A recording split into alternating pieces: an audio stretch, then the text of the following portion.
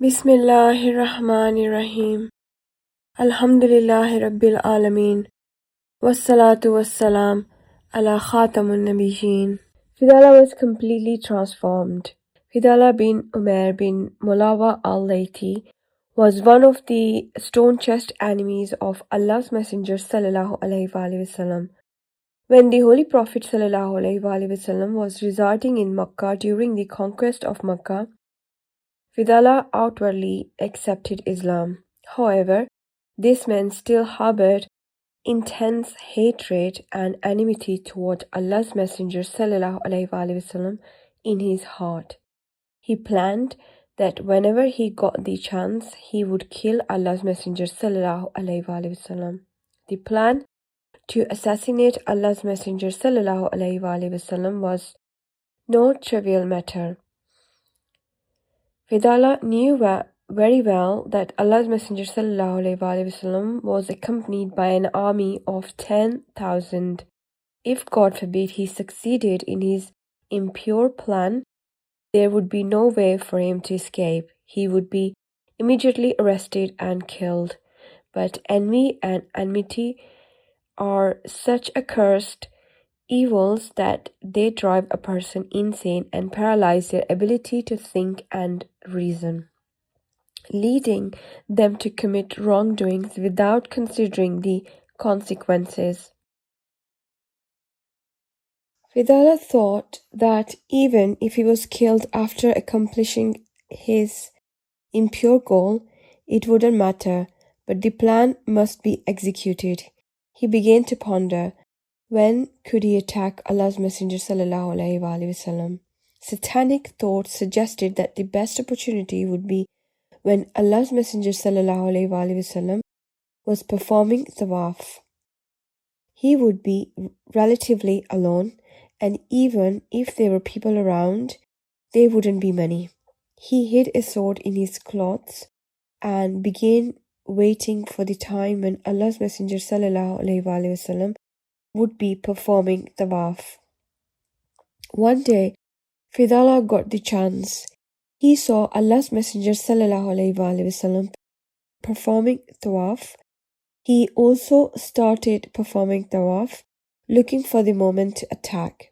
During Tawaf, he came close to the Holy Prophet sallallahu alaihi wasallam.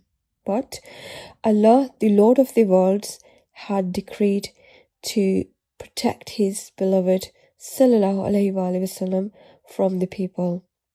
Allah immediately informed his messenger sallallahu alaihi wasallam of Fudalah's impure intention through revelation.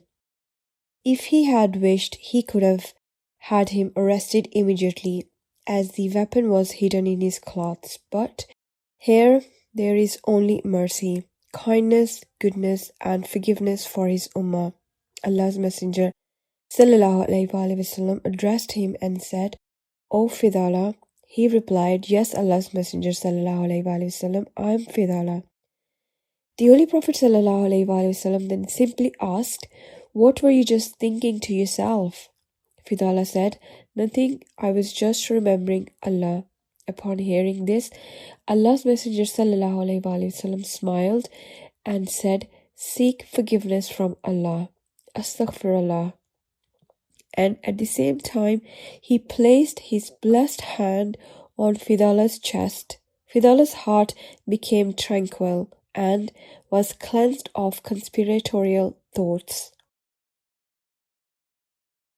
Allahu Akbar, who could be luckier than the one upon whose chest Allah's Messenger sallallahu alaihi wasallam places his merciful hand? Fudalah was completely transformed. The one who had been plotting to kill the Holy Prophet sallallahu alaihi wasallam, the one whose heart was filled with hatred and enmity, said, "As soon as he placed his merciful hand on my chest, the state of my heart changed completely." Let us read his own words. By Allah, as soon as he sallallahu alaihi wasallam lifted his blessed hand from my chest, there remained no one in Allah of Allah's creation more beloved to me than him. Sallallahu Alaihi Wasallam. Fudalah was returning to his family from Haram. On the way, his former beloved, a woman he was infatuated with, was standing. She stopped him and said, "Come, spend a few moments with me." But this was no longer the same Fudalah. He had purified his soul, and the state of his heart had changed. He recited some verses of poetry, the meaning of which is, "My beloved said, 'Come, let's talk.' I said, 'No. Allah and Islam forbid me from such deeds.'" وَمَا تَوْفِيقِي إِلَّا بِاللَّهِ.